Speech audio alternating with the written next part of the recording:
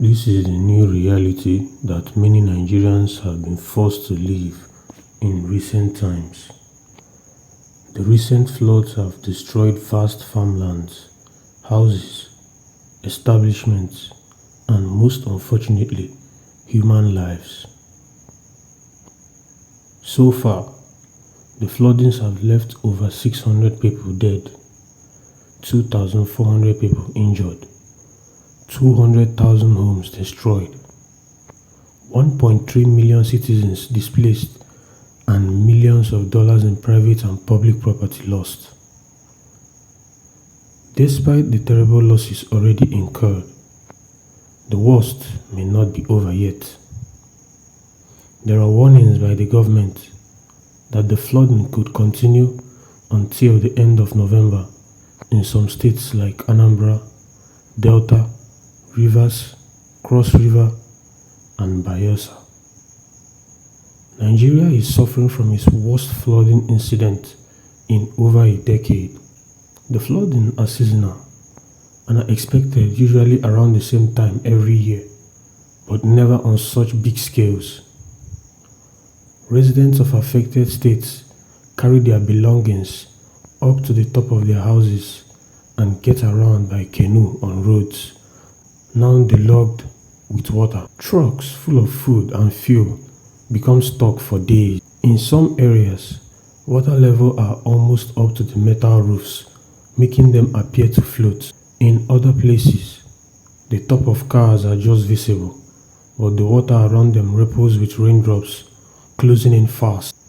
In all these, the heavy rain is not the only factor. An unkept promise by the government for over 30 years has contributed to this catastrophe. Every year, neighboring country Cameroon, which runs along the length of Nigeria's eastern border, releases water from a dam in northern Cameroon, causing flooding downstream in Nigeria. At the time of the dam's construction in the 1980s, the two countries agreed that a twin dam would be built on the Nigerian side to contain the overflow, but the second one was never built. The government said that the unusually heavy rainfall and climate change is to blame, but in reality, they too share a substantial portion of the blame. They failed to provide proper infrastructure to combat the flooding, and this has cost the nation a lot. Structures like seawalls, dams, and harbors are present in other nations of the world that are susceptible to flooding. A Nigerian minister blamed the scale of the disaster on the failure by branches of government to take action. He said, "There was enough warning and information about the 2022 flood, but states, local governments, communities appear not to take heed. It is unfortunate that despite the warnings, nothing was done to prevent the catastrophe." The floodings have destroyed hundreds of acres of farmlands and crops. Roughly 82,000 houses and 110,000 hectares of farmland had been submerged and destroyed. 27 out of 36 states have so far been affected by these floods. This could spell hunger for a region in the country in the coming months. The devastation of farmlands come at a time Nigeria faces heightened food insecurity because of the high prices of food items, which is partly a result of the war in Ukraine.